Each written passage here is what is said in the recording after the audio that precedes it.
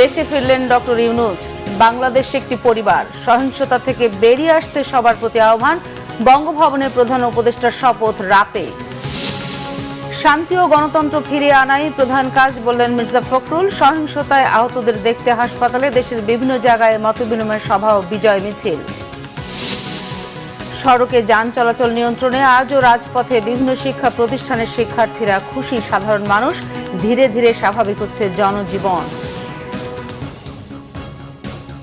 দেখছিলেন সংবাদ শিরোনাম, এবারে বিস্তারিত। দেশে ফিরেছেন অন্তর্বর্তীকালীন সরকারের প্রধান উপদেষ্টা হতে যাওয়া নোবেলজয়ী অর্থনীতিবিদ ডক্টর মোহাম্মদ ইউনূস। দেশের মাটিতে পা রেখেই তিনি বলছেন, দেশ যে দ্বিতীয় স্বাধীনতা অর্জন করেছে তা রক্ষা করতে হবে, সুফল পৌঁছে দিতে হবে সাধারণ মানুষের কাছে। অরাজকতা, সহিংসতা প্রতিরোধে সবাইকে সতর্ক থাকার আহ্বান জানান তিনি। সারা দেশে হামলা, সহিংসতা ষড়যন্ত্রের অংশ বলেও মন্তব্য করেন নোবেলজয়ী ডক্টর মোহাম্মদ ইউনূস। এদিকে রাত 8:30টায় বঙ্গভবনে শপথ নেবেন প্রধান উপদেষ্টা সহ অন্য উপদেষ্টারা। এ উপদেষ্টা পরিষদ হতে পারে 15 সদস্যের। জিয়াউল হক সবুজের রিপোর্ট। এক অন্য দেশে পা রাখলেন নোবেলজয়ী অর্থনীতিবিদ ডক্টর মোহাম্মদ ইউনূস। অলিম্পিক গেমসে যাওয়ার আগে যেই দেশ তিনি রেখে গিয়েছিলেন সেই দেশেই ফিরলেন বীরের বেশে। ফ্রান্সের প্যারিস থেকে দেশে ফেরা ডক্টর মোহাম্মদ ইউনূসকে বহনকারী বিমানটি দেশের মাটি স্পর্শ করার পর তাকে স্বাগত জানান সেনাপ্রধান ওয়াকারুজ্জামান সহ বিমান ও নৌবাহিনীর প্রধানরা। সদ্য নিয়োগ পাওয়া পুলিশ ও র্যাব প্রধান ছাড়াও সুশীল সমাজের প্রতিনিধিরা এ সময় উপস্থিত ছিলেন। অন্তর্বর্তীকালীন নতুন সরকারের প্রধান উপদেষ্টা হতে যাওয়া ডক্টর মোহাম্মদ ইউনূসকে স্বাগত জানাতে বিমানবন্দরে উপস্থিত ছিলেন বৈষম্য বিরোধী ছাত্র আন্দোলনের সমন্বয়করা। দারিদ্র্য বিমোচনের এই কাণ্ডারিকে সেখানে স্বাগত জানান তারা। বিমানবন্দরের ভিভিআইপি লাউঞ্জে জাতির উদ্দেশ্যে দেয়া বক্তব্যে ছাত্র তরুণদের নতুন ইতিহাস রচনাকে দ্বিতীয় স্বাধীনতার অর্জন বলে উল্লেখ করেন ডক্টর মোহাম্মদ ইউনূস। নতুন দেশ গড়ায় তার প্রতি আস্থা রাখতে সবার প্রতি আহ্বান জানান তিনি। কোনো যুবক, কোনো যুবতী আর হার মানে নাই, সামনে গিয়ে আছে এবং বলছি যত গুলি মারতে পারো, আমরা আছি। তো যার কারণে এটা সারা বাংলাদেশ জুড়ে এই আন্দোলন ছড়িয়ে গেছে এবং যার কারণে বাংলাদেশ এই দ্বিতীয়বার স্বাধীনতা অর্জন করলো। এই স্বাধীনতাটা আমাদেরকে রক্ষা করতেই হবে, শুধু রক্ষা করা নয়, এই স্বাধীনতার সুফল প্রতিটি মানুষের ঘরে পৌঁছাতে হবে, তা না হলে এই স্বাধীনতার কোনো দাম নাই। আজকে তরুণ সমাজকে বোঝানো যে এই দেশ এটা তোমাদের হাতে, তোমরা এটাকে তোমাদের মনের মতো করে গড়ে তুলবে। তোমরা যেভাবে স্বাধীন করতে পেরেছো, তোমরা এটাকে তোমাদের মনের মতো করে গড়তেও পারবে এবং তোমাদের দেখে সারা দুনিয়া শিখবে কিভাবে একটা দেশ, একটা তরুণ সমাজ গ্রহণ করতে পারে এবং তাকে পাল্টে ফেলতে পারে। তাদেরকে আমি বারে বারে এমনি উপদেশ দিই যে পুরনোদেরকে বাদ দাও, তাদের এই পুরনো চিন্তা দিয়ে এটার মুক্তি আমাদের হবে না। করি সারা দুনিয়ার মধ্যে এটা হবে না, এটা শুধু বাংলাদেশের কথা না, সারা দুনিয়াকে জুড়ে কথা বলছি। ডক্টর ইউনূস বলেন, ছাত্র জনতার অর্জন নস্যাতের ষড়যন্ত্র চলছে। দেশের বিভিন্ন জায়গায় বিশৃঙ্খলা ও সহিংসতা প্রতিরোধে সবার সহযোগিতা চান তিনি। ছাত্রদের দেখানো আলোর পথেই এগিয়ে যাওয়ার প্রত্যয় ব্যক্ত করেন তিনি। আইন শৃঙ্খলা ব্যাঘাত হচ্ছে, মানুষকে আক্রমণ করছে, ঘরবাড়ি জ্বালিয়ে দিচ্ছে, সম্পদ জ্বালিয়ে নষ্ট করছে, চুরি করছে, দিয়ে যাচ্ছে, অফিস আদালতে আক্রমণ করছে, সংখ্যালঘুদের উপর আক্রমণ করছে, হিন্দু, বৌদ্ধ, খ্রিস্টান, আহমদিয়া সবার উপর আক্রমণ করছে। এগুলো হলো ষড়যন্ত্রের অংশ, এগুলো আমাদের বিষয় না। আমাদের কাজ হলো এটাকে রক্ষা করা, সবাইকে রক্ষা করা, এটাকে প্রতিটি মানুষ আমাদের ভাই, আমাদের বোন, তাদেরকে রক্ষা করা এবং আমাদের একটা শৃঙ্খলা ফিরিয়ে আসা। বিশৃঙ্খলা, সহিংসতা এগুলো হলো অগ্রগতির বড় শত্রু। আমাদের যে যাত্রা শুরু হলো সেই যাত্রার শত্রু, কাজে এই শত্রুকে যাতে রোধ করা যায়, তাদেরকে বুঝিয়ে শুনিয়ে হোক, তাদেরকে আইন শৃঙ্খলার হাতে দিয়ে হোক, এটা বোঝাতে হবে। তাকে মেরে পেটে এটা ঠিক না, আইন শৃঙ্খলা নিজের হাতে ঠিক না। তাকে আমাদের আইন শৃঙ্খলা বাহিনী এমন হতে হবে, তাদের হাতে সোপর্দ করলে আমরা নিশ্চিন্ত থাকবে তার একটা বিহিত হবে। নতুন সরকার আগের সরকারগুলোর মতো না হয়ে মানুষের আস্থা ও সুরক্ষায় কাজ করবে বলেও জানান নোবেলজয়ী এই অর্থনীতিবিদ। দেশবাসীর কাছে আমার আবেদন, আপনারা যদি আমার উপরে বিশ্বাস রাখেন, আমার উপরে ভরসা রাখেন, তাহলে নিশ্চিত করেন যে দেশে কোনো জায়গায় কারো উপরে হামলা হবে না। এটা আমাদের প্রথম দায়িত্ব। এটা যদি আমি করতে না পারি, এটা আমার কথা যদি না শোনেন আপনারা, তাহলে আমার প্রয়োজন এখানে নাই। আমাকে বিদায় দেন, আমি আমার কাজে থাকি, সেখানে আমি ব্যস্ত থাকি। যদি আমাকে প্রয়োজন মনে করেন, তাহলে আমাকে প্রয়োজন মনে করলে আপনাদেরকে দেখাতে হবে যে আমার কথা আপনারা শোনেন। আমার কথা না শুনলে আমার কোনো প্রয়োজন নাই। আমার প্রথম কথা হলো, আপনারা বিশৃঙ্খলা থেকে দেশকে রক্ষা করেন, আপনারা সহিংসতা থেকে দেশকে রক্ষা করেন, যাতে আমরা যা আমাদের ছাত্ররা আমাদেরকে পথ দেখায়, সেই পথে আমরা এগিয়ে যেতে পারি। এদিকে ডক্টর মোহাম্মদ ইউনূসকে এক নজর দেখতে বিমানবন্দরের বাইরে ভিড় জমান বিভিন্ন শ্রেণী পেশার হাজারো মানুষ। তাকে স্বাগত জানাতে হাজির হন ডক্টর ইউনূসেরই গড়া প্রতিষ্ঠান গ্রামীণফোনের ব্যবস্থাপনা পরিচালক সহ বিভিন্ন শিক্ষা প্রতিষ্ঠানের ছাত্ররাও। বাংলার মাটি যেন স্বর্ণ হয়ে যায়, সেটাই প্রত্যাশা যে ডক্টর ইউনূসের মাধ্যমে যেন হয়, সেটা আমরা সবাই আশাবাদী। এই সুযোগের নব্য যারা আপনার বিভিন্ন সুযোগ সন্ধানী যারা আছে, তারা যাতে বাংলাদেশের মানুষের উপরে কোনো রকম অত্যাচার না করে। এছাড়া আমাদের দেশে বর্তমানে যে আইন কানুনগুলো রয়েছে বা যে নিয়ম শৃঙ্খলাগুলো রয়েছে, এইগুলোতে যদি পরিবর্তন প্রয়োজন হয় দেশটাকে আরো সুষ্ঠুভাবে এগিয়ে নিয়ে যেতে, সেক্ষেত্রে তিনি যাতে সেই উদ্যোগটা গ্রহণ করেন। এই আন্দোলন কোনোভাবে বৃথা যেতে পারে না। যদি এই স্বৈরতন্ত্র জীবিত থাকে, তাহলে আমরা প্রতিনিয়ত আমাদের মনে যেই যন্ত্রণা, সেটা টিকে থাকবে। ডক্টর ইউনূসকে বহনকারী গাড়িবহর বেরিয়ে যাওয়ার সময় স্লোগানে তাকে স্বাগত জানান উপস্থিত শত শত মানুষ। জিয়াউল হক সবুজ, বাংলা ভিশন, ঢাকা। দর্শক, সচিবালয়ে আছেন বিশেষ প্রতিনিধি রিশান নাসরুল্লাহ। সরাসরি কথা বলবো তার সাথে। রিশান, অন্তর্বর্তীকালীন সরকার নিয়ে সচিবালয়ের প্রস্তুতি কেমন দেখছেন? সবশেষ কি খবর আছে আপনার কাছে? যেটি হচ্ছে যে কোনো নতুন সরকার গঠনের সময় সাধারণ সচিবালয় যে মন্ত্রী পরিষদ বিভাগ, সেটি একটি ব্যস্ততা তৈরি হয়। কারণ এই শপথ সহ যে যাবতীয় আয়োজন, সেটি আসলে দায়িত্বে থাকে মন্ত্রী পরিষদ বিভাগ। এবারও তার ব্যতিক্রম নয়। তবে এবার যে ব্যতিক্রম সেটি হলো যে যেহেতু এই মুহূর্তে সরকারের প্রধান হচ্ছেন রাষ্ট্রপতি, এবং সে কারণেই মন্ত্রিপরিষদ বিভাগের যে কর্মকাণ্ড সেগুলো কিন্তু বঙ্গভবন থেকে সম্পন্ন করা হচ্ছে। এই জায়গাটিতে সচিবালয়ে এটির সম্পৃক্ততা এবার অনেক কম। তারপরে যে বিষয়গুলো রয়েছে, যে যেহেতু এই নতুন এই অন্তর্বর্তীকালীন সরকারে কারা যাবেন, তাদের তালিকা এবং তাদের সাথে যে সব কর্মকর্তারা থাকবেন বা তাদের যে গাড়ি চালক কারা হবেন, সেই বিষয়গুলো যে জনপ্রশাসন মন্ত্রণালয় এখান থেকে নির্ধারণ করে, সেগুলোর কার্যক্রম চলছে। এবং জনপ্রশাসন সচিব বলছিলেন যে তাদের দিক থেকে যে প্রস্তুতি, সেগুলো সব সম্পন্ন হয়েছে। এবং তার একটি ফলাফল আমরা আসলে দুপুরের পরে দেখতে পেয়েছি, যে অন্তর্বর্তীকালীন সরকারে যারা আসবেন তাদের জন্য যে পরিবহন, সেই গাড়িগুলো তৈরি করা হয়েছে। এবং এর মধ্যেই আমরা দেখছি যে দুপুরের পরে সচিবালয়ের এই মন্ত্রিপরিষদ বিভাগের সামনে 22টি গাড়ি আনা হয়েছে। তার মধ্যে একটি গাড়ি প্রধান উপদেষ্টার জন্য চলে গেছে, এবং আরেকটি গাড়ি আমরা যতটুকু জানতে পেরেছি সেটি আসলে গিয়েছে বাড়িধারা। গাড়ি চালকের সাথে কথা বলেন, সেটি আমরা শুনেছি বাংলাদেশ ব্যাংকের সাবেক গভর্নর ডক্টর সালেউদ্দিন আহমেদের বাসায় যাচ্ছে এই গাড়িটি। এই দুটো গাড়ি আমরা যেতে দেখেছি। বাকি যে 20টি গাড়ি, সেটি কিন্তু এখনো সচিবালয় আছে, এখান থেকে যায়নি। যদিও যেহেতু গণভবনে রাত 8টায় শপথ অনুষ্ঠান হবে, এগুলো আর কিছুক্ষণ পরে এগুলো যাবে। এবং প্রত্যেকটি গাড়ির সাথেই জনপ্রশাসন মন্ত্রণালয় থেকে একজন কর্মকর্তা যান গাড়ি চালকের সাথে, এবং সেই কর্মকর্তাই জানেন যে তাকে কোথায় যেতে হবে, এবং সেখান থেকে গাড়িগুলো বঙ্গভবনে যাবে। তবে এবার আমরা আরেকটি বিষয় শুনতে পাচ্ছি, এমনও হতে পারে যে এই গাড়িগুলো সব এখান থেকে বঙ্গভবনে যাবে, এবং যারা আসলে নতুন সরকারের সঙ্গে যুক্ত হবেন তারা বঙ্গভবন থেকে এই গাড়িতে তখন তাদের ব্যক্তিগত গাড়িগুলো ছেড়ে দিয়ে এই সরকারি গাড়িগুলো তুলবেন। আরেকটি বিষয়টি জানিয়ে রেখে যে অন্তর্বর্তীকালীন সরকারের প্রধান অধ্যাপক ডক্টর মোহাম্মদ ইউনূসের জন্য তার যে থাকার ব্যবস্থা, সেটির জন্য রাষ্ট্রীয় অতিথি ভবন মিন্টু রোডে রাষ্ট্রীয় অতিথি ভবন যমুনাকে প্রস্তুত করা হয়েছে। এবং ধারণা করা হচ্ছে তিনি শপথের পর হয়তো সেখানে উঠবেন। যদি তিনি সেখানে না ওঠেন, তাহলে গুলশান তার যে বাসভবন, সেটি হয়তো আপাতত ব্যবহার করবেন। এরপরে যদি তার পুরোপুরি হয়, তখন হয়তো যমুনায় যাবেন। মোটা দাগে আসলে এই ছিল এখানকার প্রস্তুতি।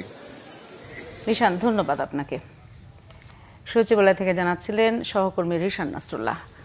বিএনপি মহাসচিব মির্জা ফখরুল ইসলাম আলমগীর বলেছেন, অন্তর্বর্তীকালীন সরকারের প্রধান হিসেবে ডক্টর ইউনূস ছাত্র এবং বিএনপি মনোনীত। পুরো জাতি আশাবাদী। দেশে শান্তি ও গণতন্ত্র ফিরিয়ে আনাই হবে প্রধান কাজ। যত দ্রুত গণতন্ত্র ফিরিয়ে আনা যাবে, ততই মঙ্গলজনক হবে বলে মনে করেন তিনি। বলেন, নতুন সরকারের কাছে প্রত্যাশা, দ্রুত আইন শৃঙ্খলা পরিস্থিতির উন্নতি করতে হবে, নির্বাচনের ব্যবস্থা করতে হবে এবং অর্থনীতিকে সচল রাখার উদ্যোগ নিতে হবে। আরও জানাচ্ছেন জাহাঙ্গীর আকন্দ। শিক্ষার্থীদের কোটা সংস্কার আন্দোলন চলাকালে আহতদের দেখতে রাজধানীর পঙ্গু হাসপাতালে যান বিএনপির মহাসচিব মির্জা ফখরুল ইসলাম আলমগীর ও স্থায়ী কমিটির সদস্য মির্জা আব্বাস। এ সময় আহতদের খোঁজ খবর নেন তারা। পরে সাংবাদিকদের বিএনপির মহাসচিব বলেন, হাসপাতালে ভর্তিদের মধ্যে বুলেট ইনজুরি 684 জন, 417 জন চিকিৎসার পর হাসপাতাল ছেড়েছেন, আর ভর্তি আছেন 124 জন। আহতদের চিকিৎসায় সব রকম সহযোগিতা করা হবে বলে জানান মির্জা ফখরুল। আমি এখানে যে দৃশ্য দেখেছি, এই দৃশ্য দেখার মতো নয়। ছোট ছোট ছেলে, একেবারে শিশু, তারা পর্যন্ত এখানে আছে বুলেট ইনজুরি নিয়ে। ছাত্ররা আছে, অসংখ্য ছাত্র, এমনকি ফুড ডেলিভারি যে দেয় সেই ছেলেটা পর্যন্ত এখানে বুলেট ইনজুরি নিয়ে রয়েছে। আমরা এর নিন্দা জানানোর ভাষা খুঁজে পাই না। আল্লাহর কাছে অশেষ রহমতে এই শুকরিয়া আদায় করি যে এই ভয়াবহ যে দানবীয় সরকার, অত্যাচারী, নির্যাতনকারী, হত্যাকারী যে সরকার, তাদের পতন হয়েছে। এই ছাত্র ওয়ারিয়র যোদ্ধা যারা আছে তাদেরকে আবারও স্যালুট অভিবাদন জানাই। সেই সঙ্গে আমাদের রাজনৈতিক দলের নেতাকর্মীরা যারা আহত হয়েছেন, নিহত হয়েছেন, তাদের প্রতি আমি শ্রদ্ধা এবং আমার অনুভূতি জানাচ্ছি। অন্তর্বর্তীকালীন সরকারের প্রধান হিসেবে ডক্টর ইউনূসের শপথ নিয়ে কথা বলেন বিএনপির মহাসচিব। ডক্টর ইউনূস তো আমাদেরই ছাত্রদের আমাদেরই মনোনীত ব্যক্তি, যাকে আমরা গোটা জাতির পক্ষ থেকে এই দায়িত্ব দিয়েছি যে ইন্টারিম গভর্নমেন্টের দায়িত্ব তিনি পালন করবেন। আমরা অত্যন্ত আশাবাদী যে তার মতো মানুষ সফল নেতৃত্বে, যোগ্য নেতৃত্বে গণতন্ত্রকে ফিরিয়ে আনাটা হচ্ছে তার অন্যতম প্রধান কাজ, এবং তিনি ওটা যত দ্রুত গণতন্ত্রে ফিরিয়ে আনতে পারবেন ততই তিনি সাফল্য অর্জন করবেন। প্রথম তো হচ্ছে যে আপনার আইন শৃঙ্খলা এটা আপনার প্রতিষ্ঠিত করতে হবে, রক্ষা করতে হবে, তার জন্য চূড়ান্ত ব্যবস্থা নিতে হবে। 2 নম্বর হচ্ছে অতি দ্রুত নির্বাচনের মধ্য দিয়ে আপনার গণতান্ত্রিক যে সরকার সেখানে প্রত্যাবর্তন করতে হবে। আর তৃতীয় হচ্ছে অর্থনীতিকে সফল রাখার জন্য সব রকম ব্যবস্থা নিতে হবে। এদিকে সড়কে শৃঙ্খলা ফেরানোর দায়িত্বে নিয়োজিত শিক্ষার্থীদের মাঝে খাবার বিতরণ করেন বিএনপির সিনিয়র যুগ্ম মহাসচিব রুহুল কবির রিজভী। জাহাঙ্গীর আকন্দ, বাংলা ভিশন, ঢাকা। শান্তি, শৃঙ্খলা, নিরাপত্তা ও সম্প্রীতি রক্ষায় দেশের বিভিন্ন জায়গায় মতবিনিময় সভা করেছে বিএনপি নেতারা। কোথাও কোথাও বিজয় মিছিল বের করা হয়। প্রতিনিধিদের পাঠানো তথ্য ছবিতে ডেস্ক রিপোর্ট। দীর্ঘ 15 বছর পর নাটোরে উন্মুক্ত স্থানে জনসভা করল বিএনপি। এতে প্রধান অতিথি ছিলেন বিএনপি চেয়ারপারসনের উপদেষ্টা রুহুল কুদ্দুস তালুকদার দুলু। এ সময় তিনি শিক্ষার্থীদের আন্দোলনে নির্বিচারে হত্যার অভিযোগ তুলে আওয়ামী লীগকে নিষিদ্ধ করার দাবি জানান। বাংলাদেশে আমার দ্বিতীয় স্বাধীনতা হচ্ছে, স্বাধীনতার জন্য যদি জামাতকে আপনারা নিষিদ্ধ করেন, এই দ্বিতীয় স্বাধীনতার জন্য এই ছাত্র, এই বৈষম্য বিরোধী আন্দোলনের নেতারা যে অর্জন করেছে, তাদের রক্তের উপর দিয়ে তাদেরকে রক্তাক্ত করা হয়েছে, হাজার হাজার মানুষকে হত্যা করা হয়েছে। এই হত্যার জন্য আওয়ামী লীগকে অতি সত্বর নিষিদ্ধ ঘোষণা করার দাবি। সরকারের পতন ও খালেদা জিয়ার মুক্তিতে বিজয় মিছিল ও সমাবেশ করেছে খাগড়াছড়ি জেলা যুবদল। আদালত সড়ক থেকে মিছিলটি বের হয়ে বিভিন্ন সড়ক ঘুরে পৌর শাপলা চত্বরের মুক্ত মঞ্চে সমাবেশ করে। নেত্রকোনায় অপ্রীতিকর ঘটনা এড়াতে ও শৃঙ্খলা বজায় রাখতে উপজেলা প্রশাসনের সাথে বৈঠক এবং বিভিন্ন মন্দির পরিদর্শন করেন জেলা বিএনপির নেতারা। এ সময় জেলা বিএনপির নেতারা সংখ্যালঘু সম্প্রদায়ের সম্পদ রক্ষায় সকলকে ঐক্যবদ্ধ হয়ে কাজ করার আহ্বান জানান। নীলফামারীতে বিজয় ও শান্তি মিছিল করে সাধারণ শিক্ষার্থী ও সর্বস্তরের জনগণ। শহরের শহীদ মিনার চত্বর থেকে বিজয় মিছিল বের হয়ে বিভিন্ন সড়ক ঘুরে আসে। ঝালকাঠির কাঠালিয়ায় শান্তি বজায় রাখতে মতবিনিময় করেছেন কেন্দ্রীয় বিএনপির ধর্ম বিষয়ক সম্পাদক মোহাম্মদ রফিকুল ইসলাম জামাল। উপজেলার বিভিন্ন মন্দির পরিদর্শন করেন তিনি। সব ধর্মের মানুষের জানমাল রক্ষায় সবাইকে কাজ করার আহ্বান জানান তিনি। ময়মনসিংহে শান্তি শৃঙ্খলা, নিরাপত্তা ও সম্প্রীতি রক্ষায় ধর্মীয় এবং ব্যবসায়ী নেতাদের সাথে মতবিনিময় করেছেন রাজনৈতিক নেতারা। জেলা প্রেস ক্লাবের উদ্যোগে সবাই বিএনপি সহ বিভিন্ন দলের নেতারা বক্তব্য রাখেন। ভৈরবে বিধ্বস্ত থানা পরিদর্শন করেন বিএনপির কেন্দ্রীয় নেতা শরীফুল আলম। পরে সমাবেশে নেতাকর্মীদের শান্ত থাকার আহ্বান জানান তিনি। শান্তি, ঐক্য, সংহতি ও সাম্প্রদায়িক সম্প্রীতির লক্ষ্যে রাজবাড়ীতে সমাবেশ করেছে বিএনপি। শহরের শহীদ মুক্তিযোদ্ধা স্মৃতি চত্বরে সমাবেশে সাবেক সংসদ সদস্য ও জেলা বিএনপির সাবেক সভাপতি আলী নওয়াজ মাহমুদ খৈয়ম সহ অন্য নেতারা বক্তব্য রাখেন। বাগেরহাটে সদ্য কারামুক্ত জেলা বিএনপির সাবেক সভাপতি এম সালামকে বরণ করেন নেতাকর্মীরা। Banglavision news desk. রাজধানীর বাইরেও তৃতীয় দিনের মতো যানজট নিরসন ও আবর্জনা পরিষ্কারে কাজ করছেন শিক্ষার্থীরা। তাদের এই কর্মসূচিতে পাশে আছে আনসার সদস্য, স্কাউট সদস্য, বিভিন্ন শিক্ষা প্রতিষ্ঠানের শিক্ষার্থী, ব্যবসায়ী, সচেতন মহল। প্রতিনিধিদের পাঠানো তথ্যচিত্রে দেখুন ডেস্ক রিপোর্ট। আজও বন্দরনগরী চট্টগ্রামের সড়কে দেখা মেলেনি কোনো ট্রাফিক পুলিশের। ট্রাফিক নিয়ন্ত্রণের দায়িত্ব পালন করছেন বিভিন্ন শিক্ষা প্রতিষ্ঠানের শিক্ষার্থীরা, সাথে রয়েছে আনসার সদস্য, স্কাউট সদস্যরাও। পুরো নগরীতে সুশৃঙ্খলভাবে চলছে সড়ক ব্যবস্থাপনা। এর পাশাপাশি রাস্তাঘাট পরিষ্কারের কাজও করছেন শিক্ষার্থীরা। দেয়ালে দেয়ালে আঁকছেন গ্রাফিতি। পুরোদমে শুরু হয়েছে সিটি কর্পোরেশনের পরিচ্ছন্নতা কার্যক্রম। সরাসরি মাঠ পর্যায়ে এই পরিচ্ছন্নতা কার্যক্রম তদারকি করেন চসিকের প্রধান নির্বাহী কর্মকর্তা শেখ মোহাম্মদ তৌহিদুল ইসলাম। সড়কে নিরাপত্তা নিশ্চিত করতে সিলেটের ট্রাফিক পুলিশের দায়িত্ব পালন করে যাচ্ছে শিক্ষার্থীরা। নগরীর বিভিন্ন পয়েন্টে সকাল থেকে তারা যান চলাচলে শৃঙ্খলা ফেরাতে কাজ শুরু করেন। এ সময় গাড়ি চালকদের শিক্ষার্থীদের নির্দেশনা মেনে চলতে দেখা যায়।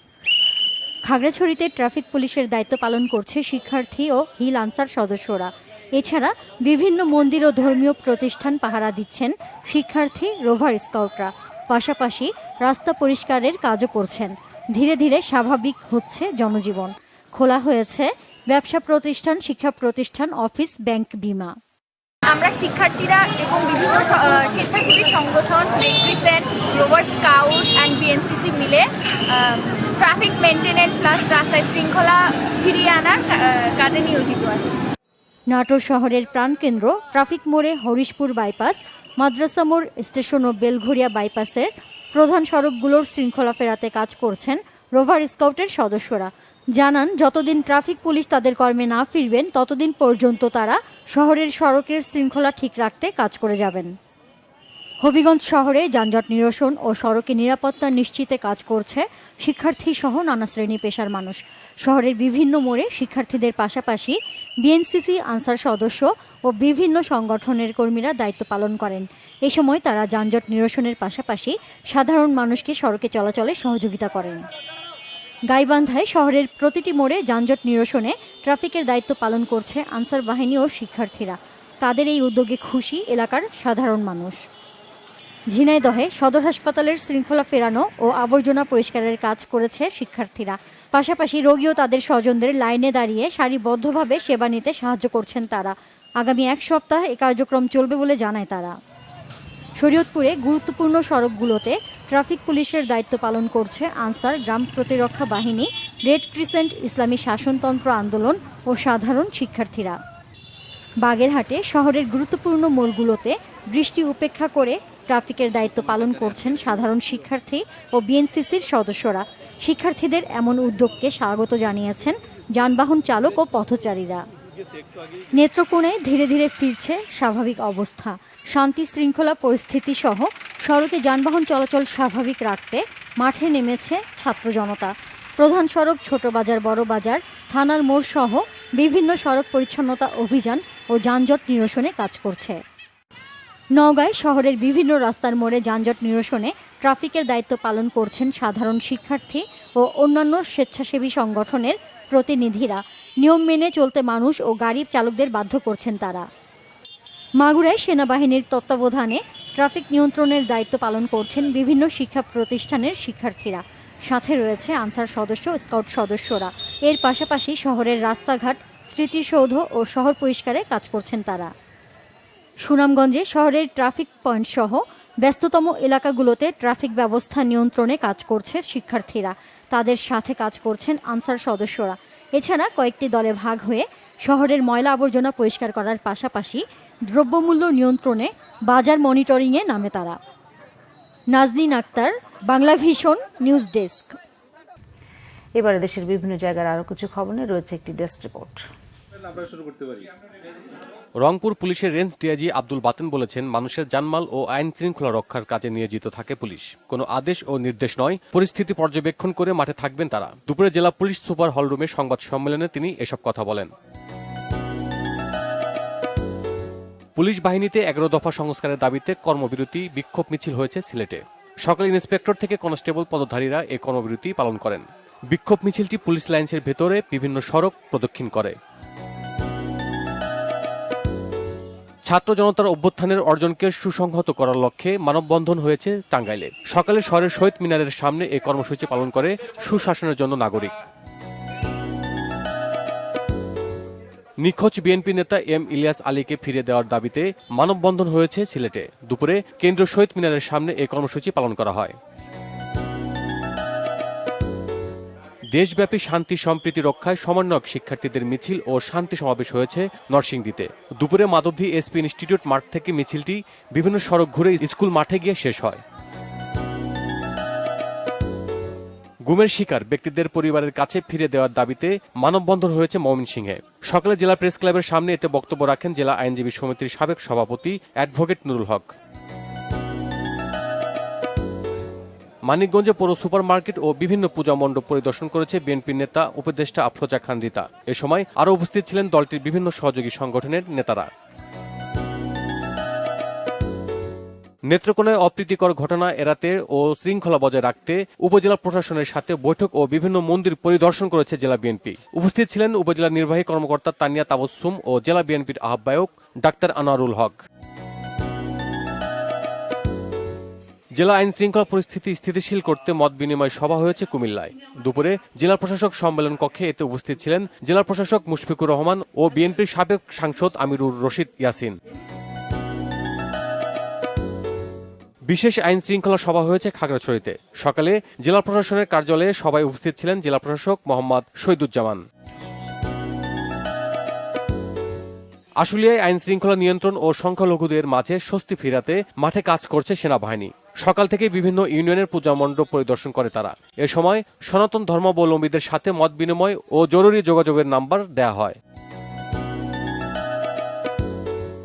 দীর্ঘ 18 বছর পর কিশোরগঞ্জ সরকারি বালক উচ্চ বিদ্যালয়ের ছাত্রাবাস, খেলার মাঠ ও পুকুর উদ্ধার করেছেন সাবেক ও বর্তমান ছাত্ররা। তারা প্রতিষ্ঠানের সম্পদগুলো বুঝে নেন।